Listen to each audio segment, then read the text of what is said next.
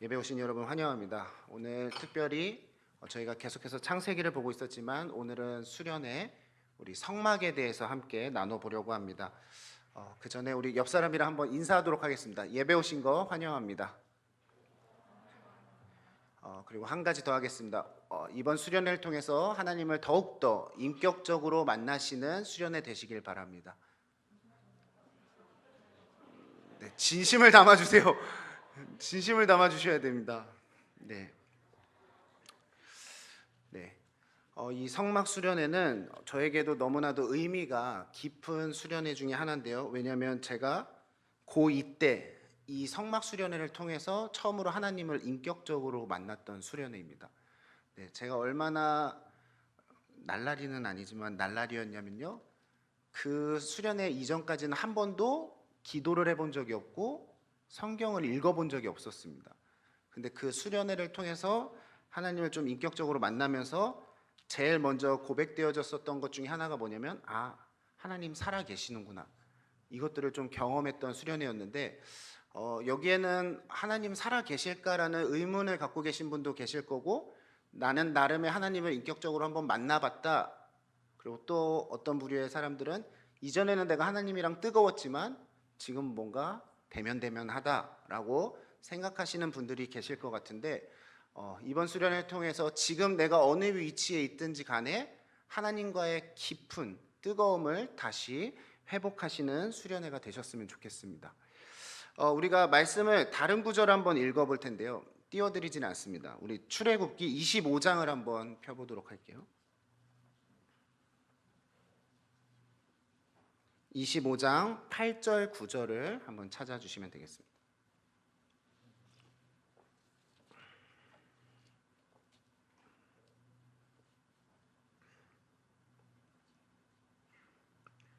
네, 우리 한 목소리로 크게 읽겠습니다. 시작. 내가 그들 중에 거할 성소를 그들이 나를 위하여 짓되 물은 내게 보이는 모양대로 장막을 짓고 기구들도 그 모양을 따라 지으니라. 네, 이 상황이 뭐냐면요. 이제 이스라엘 백성들이 뭐 하는 과정의 시작이었죠? 어디예요? 본문이? 출애굽기. 뭐 하고 있는 상황이죠? 출애굽을 이제 막 끝내고 어디에서의 생활을 시작하는 때냐면 광야에서의 생활을 시작할 때입니다. 그런데 하나님께서 분명히 이 이스라엘 백성들 60만 명이거든요. 적은 인원이 아니었습니다. 이 60만 명을 출애굽을 시키셨고 한 가지의 약속을 붙들고 나아가게 하십니다. 뭐죠? 젖과 꿀이 흐르는 땅으로 너희가 가게 될 것이다. 그렇죠? 이들은 요거 하나 믿고 이제 출애굽을 한 거예요. 그리고 누구 한 사람의 입술을 빌어서 듣고 나왔습니까? 모세의 말을 듣고 어디에 생활을 시작하게 됐냐면 광야의 생활을 시작했죠. 근데 아마 이스라엘 백성들도 몰랐을 겁니다. 자신들이 40년이나 광야 생활을 해야 됐다라는 것을. 그렇죠? 그런데 하나님께서 오늘 그 출애굽을 시작하는 시작점에 이스라엘 백성들한테 오늘 이 25장 8, 9절의 말씀을 해주시는 거예요. 뭐라고 얘기하십니까? 내가 그들 중에 뭐할? 동사가 중요하겠죠. 내가 그들 중에 뭐할? 거할. 그렇죠? 성소를 그들이 나를 위해서 짓게 될 거다. 이렇게 얘기를 하십니다. 여러분 여기에는 한 가지의 의문이 듭니다. 하나님께서 내가 거할 성소를 그들이 만들어야 된다라고 얘기하는 거 좀 모순이 심하지 않습니까? 이게 모순이라고 느껴지셔야 되는데 이유가 뭐죠? 하나님은 어디 한 곳에 속해 계실 수 있는 분이 아니시죠. 이미 어디에 계신 분이십니까? 만물의 충만함으로 거하고 계시는 분이에요. 그렇죠? 그리고 하나님께서 이스라엘 백성들이 출애굽하고 광야를 시작하는 이 시점에 하나님이 단 한 번도 이스라엘 백성들을 고와 같이 내버려 두신 적이 있습니까? 없습니까? 근데 지금 성막의 목적이 뭐라고 합니까? 그들 중에 거할 성소를 짓게 한다. 모순이죠. 늘 함께 거하고 계셨고 늘 함께 인도하고 계셨는데 굳이 하나님은 성소를 통해서 내가 특별히 거할 성소를 짓게 하겠다라는 말씀을 해주시는 거예요. 여기에는 두 가지의 목적이 있음을 우리가 깨달아야 됩니다. 첫 번째는 뭡니까? 이스라엘 백성들이 뭐를 깨닫길 원하셨을까요? 너무 쉬운 질문인데요.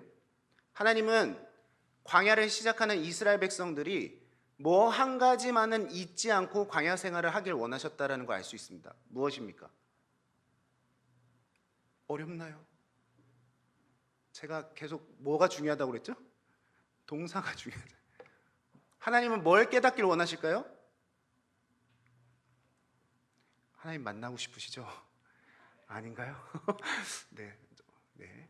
하나님은 이스라엘 백성들이 아무리 40년 광야 생활을 하는 그 모든 과정 속에 뭐 하나만은 잊지 말라는 거냐면 내가 늘 너희와 함께 거하고 있음을 잊지 말라는 거예요.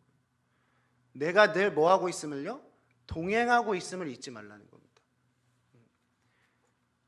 여기서 하나님은 우리와 뭐 하길 원하시는 하나님으로 처음 비춰주신 거냐면요, 이스라엘 백성들한테 나는 너희와 늘 날마다 뭐 하는 하나님? 교제하시는 하나님으로 나타나 주신 거예요. 교제는 뭡니까? 서로 사귀어 가까이 지내다라는 의미를 담고 있습니다. 내가 너희와 늘 가까이 지내고 있음을 잊지 말라라고 깨닫게 해주시고자 하나님은 뭘 주신 거냐면 하나님이 거할 성소를 짓게 하신 거라는 거예요. 그래서 40년 광야 생활 동안 이스라엘 백성들이 늘 함께 동행했던 게 뭐였냐면 오늘 우리가 배우게 될 그 성막이었다는 것입니다. 성막 그 자체는 하나님의 임재를 뜻합니다. 그래서 출애굽이 끝나고 이스라엘 백성들이 적과 꿀이 흐르는 땅에 들어갔을 때도 예루살렘 안에 이 성막은 그대로 보존이 되어 있는 거예요. 왕이 거하는 처소에도 이 성막은 그대로 유지가 됩니다. 그렇죠? 왜요?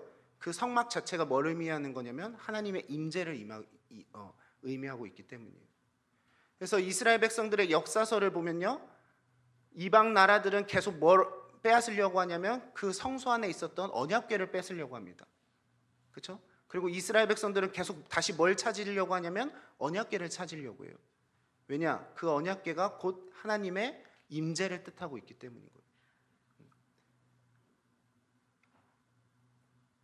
눈에 보이는 언약궤를 뺏기는 것을 이스라엘 백성들은 뭐로 여긴 거냐면 하나님을 마치 뺏겨버린 것처럼 여깁니다. 그런데 이제 나중에 저희가 신약과 이런 것들을 같이 보면요, 이거는 하나님께서 이스라엘 백성들을 어떠한 방식으로 교육하신 거냐면 초등교육을 하신 거예요. 내가 임재하고 내가 너희와 함께하는 의미가 뭔지를 깨닫게 해주시려고 눈에 보이는 성막을 통해서 초등교육을 해주신 겁니다. 그렇죠? 그럼 우리가 더 사모해야 될 것은 어떠한 처소입니까? 눈에 보이지 않는 처소를 이제 소망해야 되는 거죠. 그렇죠? 그런데 우리가 하나님께서 우리에게 눈에 보이지 않는 처소로 먼저 그것들을 비춰주셨다면 우리는 하나님의 참된 처소에 대한 의미를 깨닫지 못하게 됐을 겁니다. 그래서 두 번째로 이 성막이 의미하는 바가 뭐였냐면요, 눈에 보이는 성막을 통해서 하나님께서는 이것들을 쉬운 방법으로 알려주고 계셨다는 거예요. 인간은 나약하고 연약해서요, 하나님은 늘 함께하고 계셨는데 그거에 대한 의심을 항상 품습니다. 그렇죠? 근데 이 성소를 짓게 하심으로, 그리고 이스라엘 자손들 가운데 거하게 하심으로 하나님은 눈에 보이는 하나님의 임재를 약속해 주고 계신 거예요. 얼마나 미련하고 연약하면, 얼마나 믿음이 없으면 하나님께서는 눈에 보이는 처소로 가르칠 수밖에 없었을까? 혹시 그 제가 보낸 사진 띄워주실 수 있으실까요? 네. 실제로 성막은 12지파의 저 가운데에서 성막이 배치가 됐습니다. 저 모양을 보면 마치 뭐와 같습니까? 십자가 모양과 비슷하죠. 그렇죠? 아론의 자손들은 저 안에서 저 일을 섬기는 역할들을 했고요, 모세의 자손들도. 그런데 다른 지파들은 저렇게 세 지파씩 동서남북으로 그 자리를 위치하고 있습니다. 그런데 아까 말씀드렸듯이 성막은 곧 하나님의 뭐를 의미한다라고 얘기했었죠? 하나님의 임재를 의미합니다. 그런데 지금 정확히 어디에 위치하고 있습니까? 가운데 위치하고 있죠. 그 말은 무엇입니까? 60만 명이나 되는 인구들이 퍼져 있었으면, 한 곳에 치우쳐서 성막이 지어져 있었으면 못 보는 족속들이 생기겠죠. 그렇죠? 그런데 가운데 성막이 있으므로 모든 지파가 어딜 볼 수가 있습니까? 성막을 보게 하시는 거죠.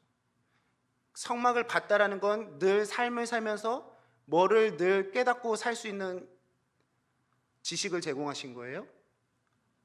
하나님이 우리와 함께 임재하고 계시는구나를 눈으로 보고 깨달을 수 있는 초등교육을 해주신 겁니다. 저 연기를 보면서도 하나님께서는 이스라엘 백성들로 하여금 내가 여기 있어 라는 의미를 깨닫게 해주신 거예요. 하나님은 근데 제일 중요한 건 뭐냐면요, 내가 너와 함께하고 있어를 알려주고 계시는 겁니다. 우리가 믿음이 충만하면요, 눈에 보이지 않아도 하나님의 임재를 날마다 경험하면서 살아갈 수 있습니다. 근데 우리가 믿음이 없어서 하나님께서는요, 믿음 없는 자에게 맞는 수준으로 하나님의 임재를 보여주실 수밖에 없어요. 그게 성막이었습니다. 그런데 적어도 하나님께서 이 시대를 살고 있는 우리들이 성막을 통해서 하나님의 임재를 경험하지 않길 원하시는 거예요. 보이지 않는 것을 믿는 믿음, 보이지는 않지만 우리와 함께 하시는 하나님을 날마다 경험하며 살아가기를 원하시는 분이 하나님이시라는 것을 우리는 깨달아야 됩니다. 나 여기 있어, 네 옆에 있어, 항상 있어를 하나님은 우리가 깨닫길 원하시는 거예요. 아까 우리는 이 자리에 세 부류의 청년들이 있을 거라고 얘기했습니다. 내가 비록 하나님의 임재를 경험하지 못했고 과거형으로 머물렀지만 하나님은 한 번도 우리를 떠나신 적이 없습니다. 계속 늘 함께 하셨고 늘 보호하셨고 인도하고 계십니다. 내가 그것을 믿음의 눈으로 깨닫고 있었느냐 없었느냐의 차이일 뿐이지 하나님은 늘 우리의 삶의 정 가운데서 역사하고 계셨다는 사실을 깨달아야 되는 거예요. 이 성막 수련회를 통해서는 뭐냐면요, 임재하지 않으셨던 하나님이 임재해 주세요의 의미가 아니고요, 늘 거하셨던 하나님을 이제는 믿음의 눈으로 보길 원합니다의 의미의 수련회라는 것을 우리는 생각해야 돼요. 그리고 우리가 이 수련회를 앞서서 생각해야 될 건 뭡니까? 주님 보게 하여 주시옵소서. 그동안 깨닫지 못하고 알지 못했던 하나님의 임재를 경험케 하여 주시고 앞으로의 삶 속에서도 하나님이 나와 함께하고 계심을 고백하면서 살 수 있는 삶을 살게 하여 주시옵소서가 이번 수련회에서 우리가 하나님 앞에 마땅히 드려야 될 영적 예물이라는 거예요.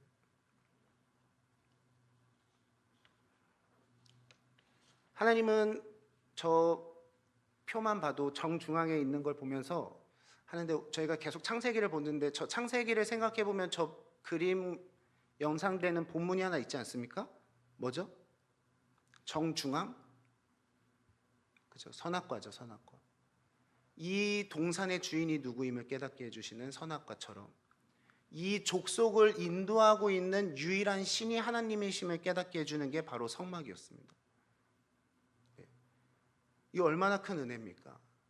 하나님은 한 번도 처음부터 이스라엘 백성들이 광야 생활하는 그 순간까지도 한 번도 그 삶에서 벗어나신 적이 없다는 거죠. 그리고 늘 보이는 곳에 함께하고 계셨던 거예요. 죄를 짓기 시작한 순간은 언제입니까? 그것들을 미련하게 여기고 업신여겼을 때부터의 시작인 거죠. 근데 하나님은 동일하게 그 위치 그 자리에서 능력으로 거하고 계셨던 겁니다. 지금 우리가 오늘을 마지막으로 살고 하나님 앞에 갔을 때 왜 하나님 나의 삶에서는 하나님의 능력이 없었습니까? 왜 나는 다른 사람들처럼 하나님을 경험하지 못하며 살았습니까? 이렇게 핑계댈 수 있는 사람은 아무도 없다는 겁니다. 하나님은 하나님의 방법대로 나 지금 너와 함께하고 있어를 날마다 보여주고 계셨을 거예요. 그런데 우리가 미련하고 연약했기 때문에 그것들을 깨닫지 못했을 거다. 그렇죠? 이번 수련회에 또 특별히 저녁에 기도를 하실 때 여러분들이 그것들을 성령 안에서 깨닫기를 간절한 마음으로 부르짖어 보시는 시간들이 되셨으면 좋겠습니다. 그리고 내가 미처 깨닫지 못했었지만 하나님이 내 삶 중심에서 어떻게 일하고 계셨는지를 주님 보게 하여 주시옵고 그 은혜를 은혜로 깨닫게 하여 주시옵소서라고 부르짖는 오늘 하루가 되셨으면 좋겠습니다. 이 성막은 이젠 또한 하나님이 거하다의 처소의 의미를 얘기를 하시는데요, 하나님이 거하시는 처소에 특징이 있음을, 아무데나 거하실 수 있는 분이 아니심을 깨닫게 해주시는 게 또한 이 성막이었습니다. 첫 번째, 하나님이 어느 곳에 거하시려면요 요구하시는 것들이 있었는데 그 첫 번째가 앞서 저희가 읽었던 9절 있죠? 25장 9절. 어떻게 지으라고 얘기하십니까? 25장 9절에 그죠? 첫 번째로 요구하셨던 건 뭐냐면요. 내가 내게 보이는 대로 지어라. 네가 짓고 싶은 대로 내가 거할 처소 짓지 말고 내가 특별히 너에게 명령한 그 모습 그대로 지어야 내가 그곳에 거하겠다라고 얘기하십니다. 이것은 무엇을 요구하시는 거죠? 하나님이 거하실 처소를 짓기 위해서는 무엇을 요구하십니까? 순종을 요구하시는 거예요. 근데 순종 자체를 요구하시는 게 아니죠.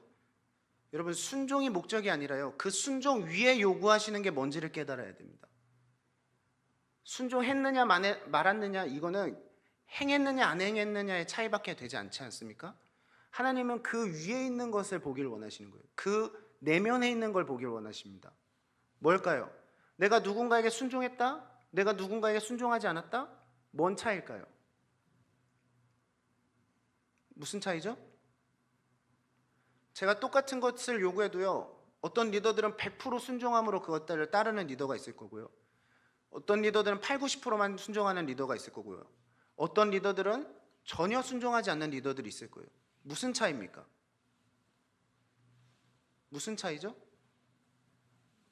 그렇죠. 상대방을 업신여기는 태도인 거예요. 무시하는 태도인 거죠. 다시 말하면 하나님이 순종을 요구하셨다는 건 하나님 안에 뭐를 요구하시는 겁니까?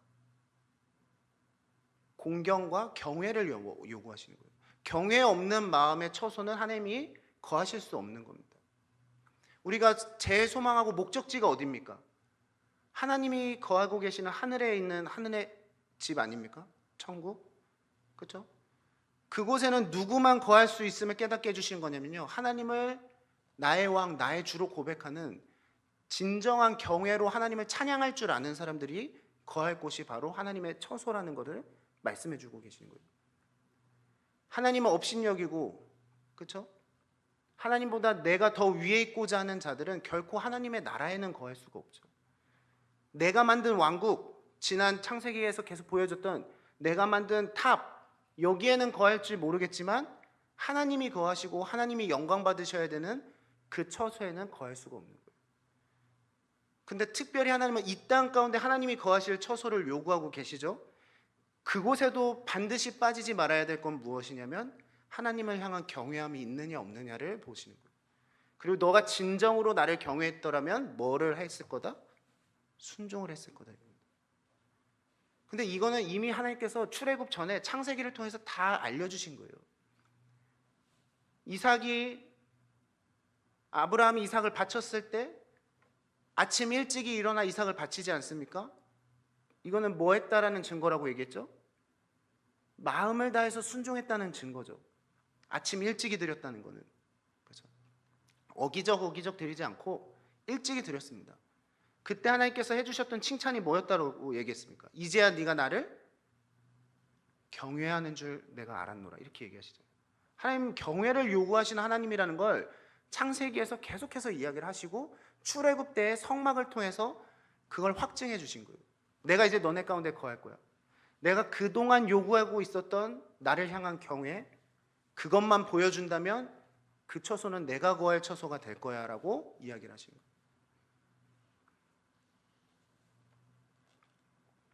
나의 왕, 나의 창조주, 그렇죠?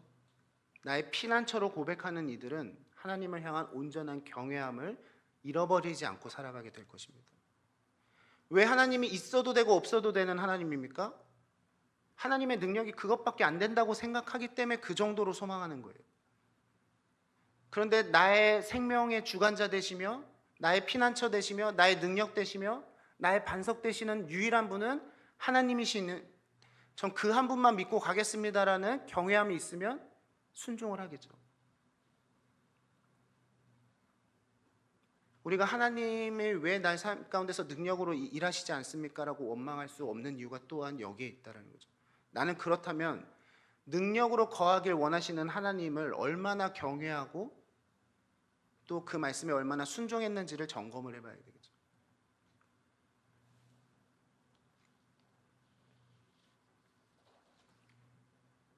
하나님은 경외를 원하시고요. 하나님은 찬양받기에 합당하시고 영광받기에 합당하신 분이라는 것을 이스라엘 백성들만큼은 깨닫길 원하시는 거예요.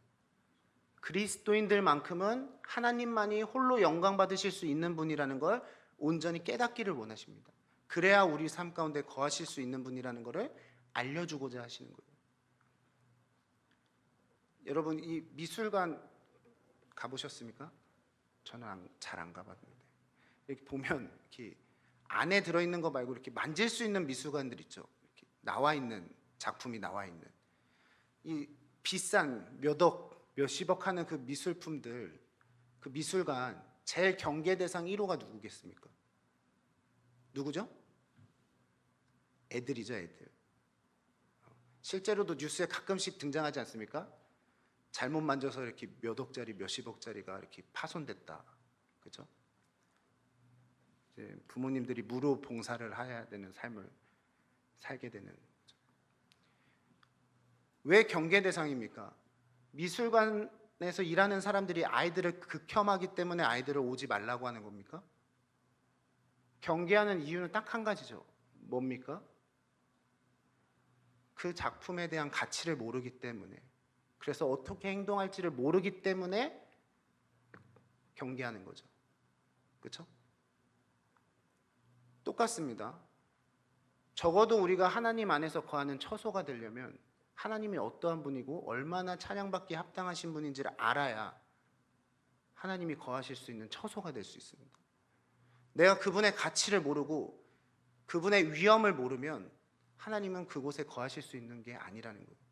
너희가 그것을 깨달아야 내가 거할 처소가 바로 너희가 짓는 그 처소가 될 것이다, 이렇게 얘기를 해주십니다. 오늘 저희는 성막을 직접 한번 만들어 볼 겁니다. 이걸 만드는 우리의 태도도 중요하다고 생각합니다. 굳이 내가 이렇게 만들어야 돼? 꼭 이런 방식으로 만들어야 돼? 라는 불순종이 앞서는 마음이 있으시다면 참여 안 하셔도 됩니다. 하나를 만들더라도 죽게 하듯 하는 마음으로 경외하는 마음을 품고, 주님, 이 비록 지금 손으로 짓는 처소는 온전한 처소가 아니지만 주님, 하나님의 임재를 사모하는 마음으로 지금 이 하나를 만드는 데 있어서도 온전한 순종과 하나님을 향한 경외함으로 짓는 성물이 되길 원합니다라는 마음으로 지으셨으면 좋겠어요. 하나님은 그러한 자를 만나 주실 것입니다. 근데 업신여기고 이거 만들어봤자 무슨 임재를 경험할 수 있겠어? 이깟 종이 갖고 무슨 하나님의 임재를 의미할 수 있겠어라는 마음으로 이것들을 참여한다면 하나님 못 만나는 건 당연합니다. 그것을 같이 만들었냐 안 만들었냐가 중요한 게 아니고요, 어떠한 마음으로, 하나님은 어떠한 분으로 생각하면서 만들었냐가 중요한 거기 때문에 우리가 이것들을 2-3시간 동안 만들 동안 정말 1분 1초라도 사탄 마귀에게 틈 주지 말고 온전히 경외받기에 합당한 하나님을 좀 묵상하는 마음으로 성물을 만드셨으면 좋겠어요. 두 번째는 뭘 요구하시죠? 25장에 보시면요, 2절을 한번 읽었으면 좋겠습니다.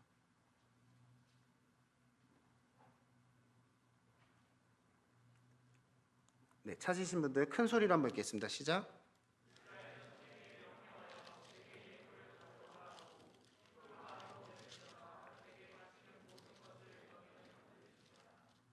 네, 여기서 뭐라고 얘기하시냐면 무슨 마음으로? 기쁜 마음. 그리고 저희가 오늘 읽었던 본문에서는 뭐 하는 예물을 갖고 오라고 얘기하셨죠? 자원하는 마음으로 예물 드린 것 갖고 성막을 지으라 얘기하십니다. 기뻐서 갖고 온 예물가요, 자원하는 마음으로 갖고 온 예물 갖고만 성막 지으라고 얘기하십니다. 하나님은 처음부터 끝까지 뭐를 요구하시냐면 우리의 마음을 요구하시는 건데, 하나님을 만나길 소망해서 무언가를 하려 한다면 그 마음에 하나님께서 요구하시는 마음은 뭐냐면 하나님을 만날 거에 대한 기쁨, 그리고 그것을 위해서 내가 자원하는 마음을 하나님께서는 받길 원하신다는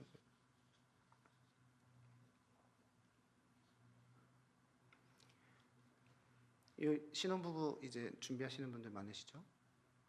여러분, 신혼집 꾸미는데 상대방이 아무런 기대감도 없이 그냥 너가 사고 싶은 거 사. 너가 배치하고 싶은 대로 배치해. 이러한 태도로 만약 그 함께 평생을 지내게 될 가정집을 꾸리게 된다면 어떤 마음이 들겠습니까? 나한테 묻지 말고 나 바쁘니까 너가 하고 싶은 대로 하라니까. 그거 사고 싶으면 사고 말고 싶으면 말고. 어떻습니까? 이 사람 살고 싶습니까? 만약 그렇다면 기도를 더 많이 하시겠습니다. 지금 무엇을 사느냐가 중요한 게 아니지 않습니까? 그렇죠? 몇 평에 사느냐가 중요한 게 아니지 않습니까? 지금 내가 옆에 있고 내가 사랑하는 사람이 작은 평수에 살건 큰 평수에 살건 나와 함께하는 삶에 대해서 기뻐하는 마음이 있는지, 이것들을 자발적으로 자기가 만들어 나가고 싶어하는 소망이 있는지를 먼저 보고 싶어하는 마음이 당연히 들지 않겠습니까? 맞죠? 아무리 작은 집에 살아도 정말 나와 함께하길 원하는 이 한 사람이 있다라는 것만으로도 다 얻은 것 같은 마음으로 살아가지 않겠습니까? 하나님 그거 요구하시는 거라는 거예요.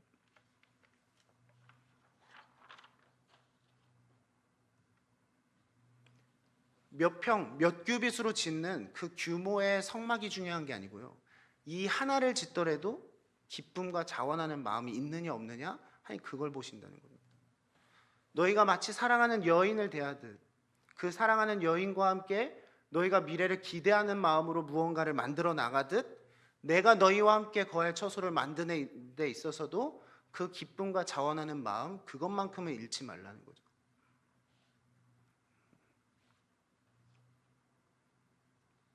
신약에서 뭐라고 합니까? 이왕 우리가 사랑할 거면 뭐로 하지 말라고 합니까? 말과 혀로만 사랑하지 말라고 하죠. 뭐로 하라고 합니까? 행함과 진실함으로 해라 이거예요. 신약에서 그걸 다시 한번 언급해 주십니다. 근데 하나님께서 그러한 사랑이 그러한 거라는 거를 구약에서부터 이미 보이고 계시다라는 거죠. 그래서 하나님 주여 주여 말로만 떠들고 하나님 찬양받기에 합당하십니다. 사랑이 충만하신 하나님입니다. 입으로만 떠들지 말고 너가 나를 대하는 데 태도에 진실함이 있는지 한번 점검을 좀 해봐라. 이거죠. 여러분 오늘 성막 지을 때도 그럼 무슨 마음이 필요하겠습니까? 하나님을 만날 거에 대한 기쁜 소망이 있는 마음으로 지어야 되는 거고, 어떻게 해서든 내가 더 자원하는 마음으로 그거 내가 할게. 남들이 하기 싫어하는 뭔가 있다면 그거 나 주를 위해서 내가 할게 라는 고백이 있어야 되겠죠. 근데 뭐 하다가 저건 좀 까다로워 보이고 번거로워 보이면 이거 딴 사람이 해줬으면 좋겠는데 안 받으신다고. 안 받으신다고. 겉으로 인상 쓰지 않았어도 마음에 억지로나 인색함으로 하는 게 있다면 하나님 그 사람의 마음 안 받으신다고. 그렇죠? 창세기를 이미 보게 하신 이유가 있지 않겠습니까? 아벨의 제사 안 받으신 이유, 아벨의 제사는 받으셨지만 가인의 제사를 안 받으신 이유가 뭐였다라고 했습니까? 하나님이 살아계신 것과 그를 찾는 자들에게 상 주시는 이심을 믿는 믿음이 없었기 때문에 안 받으셨다 얘기했잖아요. 그게 지금 출애굽 때 하나님께서 요구하시는 예물에는 뭐와 뭐로 단어가 표현되어 있는 거냐면 기쁨과 자원하는 마음입니다. 아벨과 같은 받기에 합당한 예물을 드리려면 기뻐하는 마음과 자원하는 마음이 너희 가운데 있느냐? 그거 없으면 나 안 받는다 이거.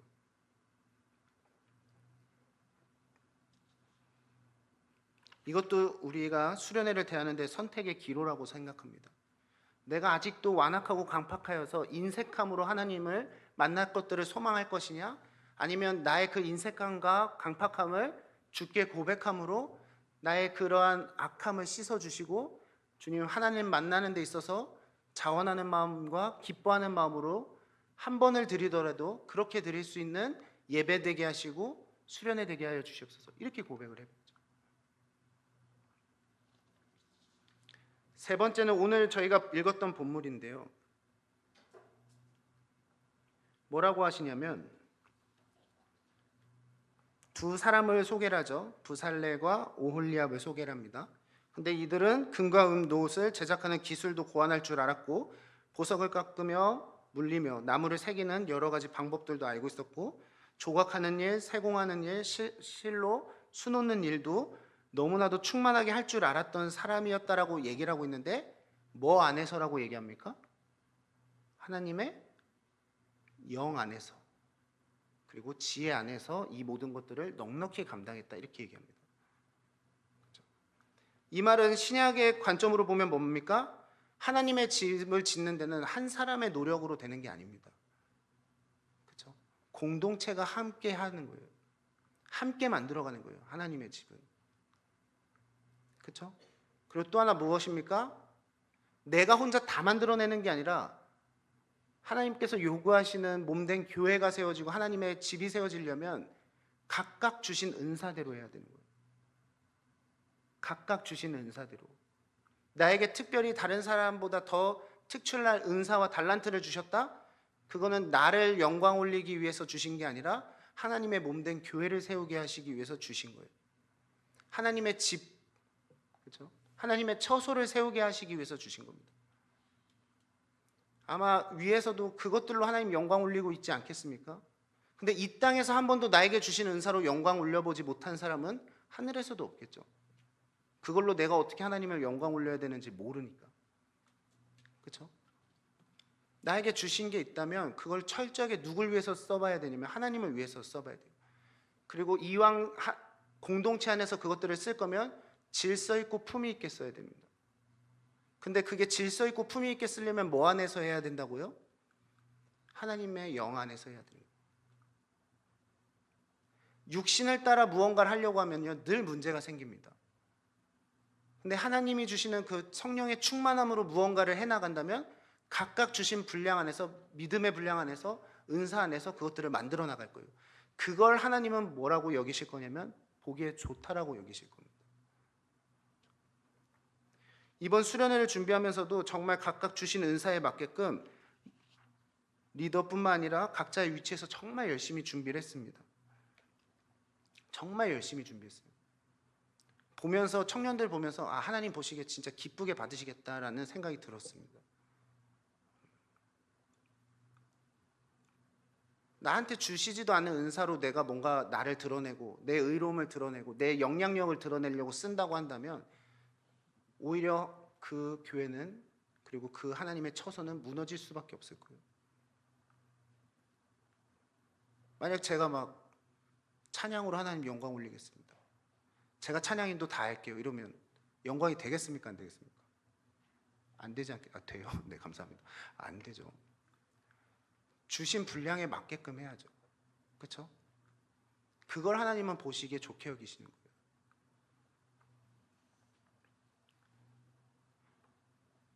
저는 요만큼을 요구했는데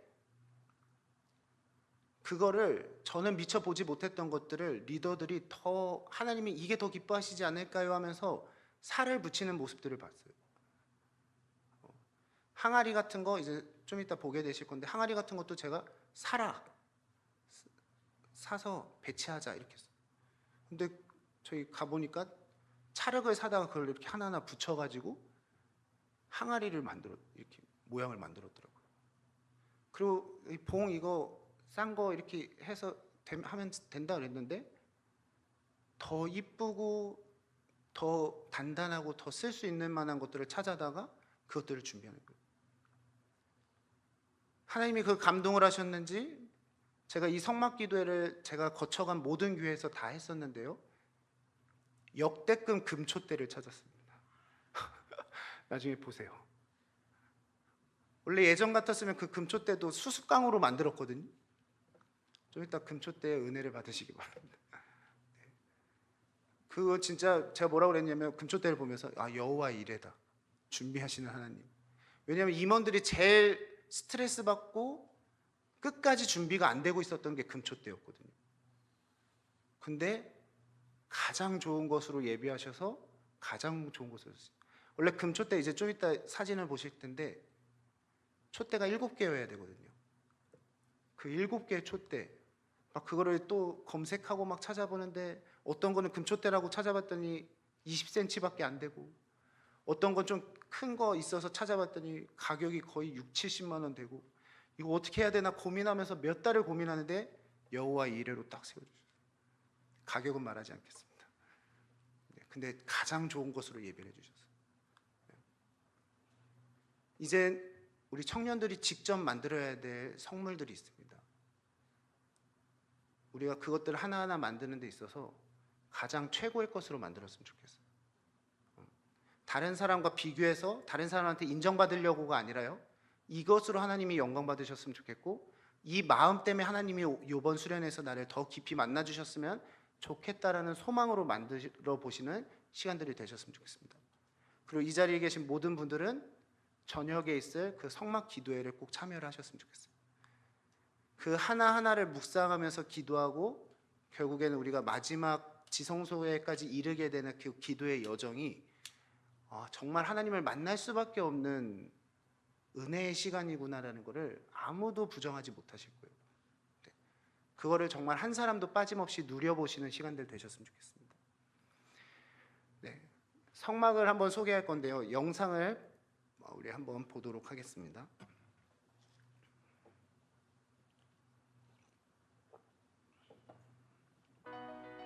출애굽한 이스라엘 백성들에게는 첫 번째 성소였던 성막, 그곳은 하나님이 계시는 거룩한 곳이자 하나님께서 백성들과 만나 주셨던 만남의 자리였습니다.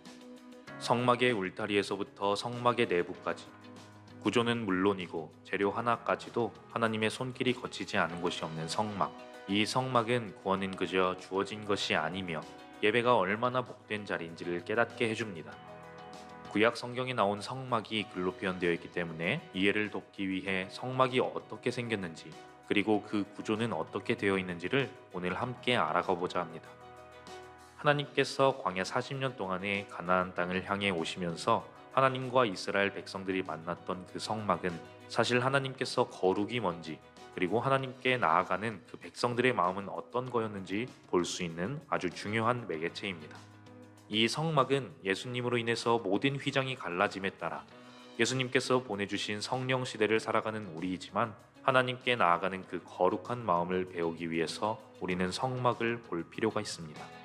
성막은 출애굽기 25장과 26장에 하나님께서 성막을 어떻게 만들지에 대해 그 재료까지 세세하게 가르쳐 주십니다. 그리고 이 모든 재료는 이스라엘 백성들로 하여금 기쁘게 내는 것을 받아서 지으라 명령하시죠.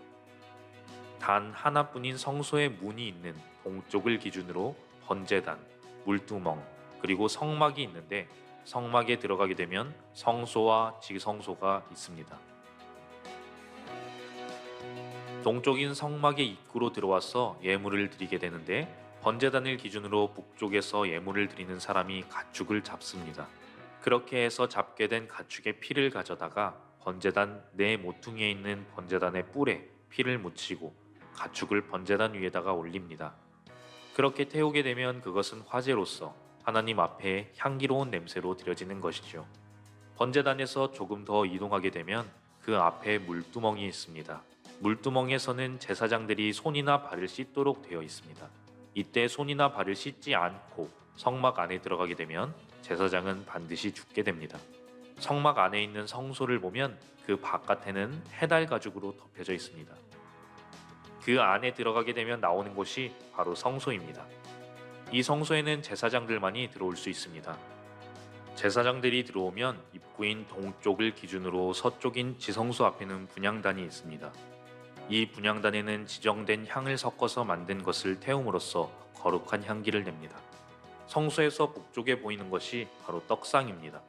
떡상은 하나님 앞에 떡을 차려서 놓는 것을 말하는데, 12장의 진설병을 2줄로 6장씩 쌓아 놓습니다. 그리고 성소의 남쪽에는 살구나무 꽃 모양을 한 등잔대가 있습니다. 이 성소 안에 더욱 거룩한 곳은 바로 지성소입니다.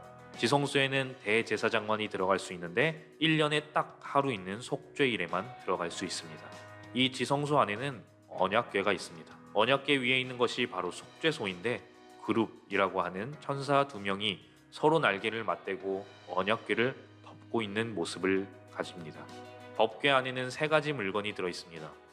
첫째는 시내산에서 모세가 하나님께로부터 받은 2 돌판이 있고, 두 번째는 광야 40년간 하나님께서 먹여주신 만나, 그리고 3번째는 아론의 쌍난 지팡이입니다. 이렇게 해서 보면 이스라엘 백성은 이 법궤를 40년 내내 그리고 가나안 땅에 들어와서까지도 하나님께서 주신 말씀을 기억하고 일용할 양식을 주신 하나님을 기억하면서 이 법궤를 늘 기도와 예배의 중심에 놓았던 것을 볼 수 있습니다. 하나님께 나아오는 그 마음을 배우기 위해서 우리는 구약 성경에 나오는 성막에 대해서 알아볼 필요가 있습니다. 성막에 대해 자세하게 묵상한다면 우리가 하나님께 어떤 마음으로 예배를 드려야 되는지 확실하게 알 수 있을 것입니다. 계속해서 진행되는 성경 읽기 프로젝트를 통해서 큰 은혜 누리는 우리 모든 조청교회 교인들이 되었으면 좋겠습니다. 네, 보세요. 네, 그 몇 가지만 특징들을 설명드리도록 하겠습니다. 그 번제단과 물두멍이 있는 곳을 안뜰이라고 부릅니다. 안뜰. 아까 영상 보셨죠? 바깥쪽에 있는 곳이 안뜰인데 번제단과 물두멍이 있습니다. 우리 청년분들께서 만드셔야 되는 것 중에 하나가 바로 번제단입니다. 근데 아까 번제단의 특징이 하나 있었죠. 뭐죠? 그렇습니다. 뿔. 네 모퉁이에 뿔을 다는 특징이 있어서 만들게 하실 때 반드시 그 네 개의 뿔이 상징적으로 들어갈 수 있게끔 해주시면 되고요. 거기에는 아까 보시면 이렇게 그거를 운반할 수 있는 봉을 연결할 수 있는 양쪽에 두 가지의 봉이 있는데 그것도 같이 설치를 해주시면 되겠습니다. 물두멍은 임원들이 따로 준비를 했고요. 그 다음에 이제 안뜰에서 들어가면 그곳이 어디라고 했었죠? 안뜰에서 들어가면 처음으로 들어가는 제사장들이 들어갈 수 있는 곳이 어디죠? 성소입니다. 성소. 그래서 성소 오른편에는 진설병, 떡이 6개씩 12개로 진열이 되어 있고요. 왼쪽에는 금촛대, 앞에는 분향단이 있습니다. 근데 분향단도 자세히 보신 분들은 알겠지만 특징이 하나 있었죠. 뭐죠? 네, 분향단에도 뿔이 있습니다. 그래서 분향단을 만드시는 조도 그 뿔을 잘 표현을 해주시면 될 것 같습니다. 그리고 금촛대와 진설병은 임원들이 준비를 했습니다. 그 다음에 이제 대제사장만 1년에 딱 한 번 들어갈 수 있는 곳이 어디죠? 지성소입니다. 그런데 앞서 그 영상에서도 살짝 표현이 됐지만 그 다 거쳐가는 것 중에 조금이라도 거룩성을 지키지 않았고, 그렇죠? 그랬다면 대제사장은 그 지성소에서 죽습니다. 네. 거룩을 온전히 준비되지 못한 상태, 그렇죠? 죄악이 있는 상태로 들어가면 그곳에서 죽는데, 그래서 대제사장에게는 뭐를 달아줍니다. 뭘까요? 방울을 달아줍니다. 그래서 거기서 소리가 안 나면 발목에 묶은 끈으로 이렇게 꺼내는, 누가 들어가서 꺼낼 수 있는 게 아니라 이렇게 끄집어내야 되는, 아무도 들어갈 수 없는 곳이 지성소다. 네, 그 안에는 큰 뭐가 있었냐면 뭐가 있었죠? 네, 두 그룹이 날개로 이렇게 마주보고 있는 언약궤가 있습니다. 그거를 만들어 주셔야 됩니다. 아마 그게 최고의 난이도가 되지 않을까 싶습니다. 네. 근데 그거를 6개를 만들어야 됩니다. 네. 거의 한 조 빼곤 다 만드신다고 생각하면 되겠습니다. 네. 그래서 그 날개가 마주보는 언약궤인데 그 그룹이 있는 뚜껑이 하나님의 그 보좌를 의미합니다. 그래서 되게 신중하고 더 의미 있게 만드셔야 되는 것 중에 하나가 바로 그 언약궤인데요. 그 안에 들어있는 게 3가지가 있었다라고 아까 영상에서 소개를 했는데 뭐였죠? 첫 번째는 십계명이 적혀 있는 돌판. 네, 돌판은 새기셔야 됩니다. 대단하죠? 근데 그 구절을 다 새기시는 게 아니라 간단하게 새기시면 됩니다. 다른 신 두지 말라. 우상을 새기지 말라. 이 정도까지는 해야 돼요. 근데 막 우상, X 이러시면 안 됩니다. 거룩하지 않습니다. 네. 이웃 것을 탐하지 말라. 이 정도는 해주셔야 됩니다. 근데 돌판이 하나인가요? 2개씩 6개를 만들어야 되겠죠. 네, 총 12개입니다. 그것도 잘 하나하나 파실 때 그건 다 같이 달라붙어서 팔 수 있는 게 아니기 때문에 그 파시는 분들은 기도하시면서 잘 이렇게 파시면 될 것 같습니다. 어쨌든 2 돌판이 있고요. 또 뭐 있었죠? 네, 쌍난 지팡이. 그건 임원들이 만들어서 줄 거고요. 또 하나 만나가 담긴 항아리. 그것도 임원들이 다 준비를 할 겁니다. 그래서 아까 제가 만들어야 된다고 하는 것들을 이제는 조별로 흩어져서 만들 건데 저희가 먼저 오늘 이 성막을 주신 목적과 이유를 알았기 때문에 이것들을 위해서 같이 기도를 하고 이제 각자 흩어져서 이것들을 좀 만들기를 하도록 하겠습니다. 우리 찬양을 한 곡 할 텐데요.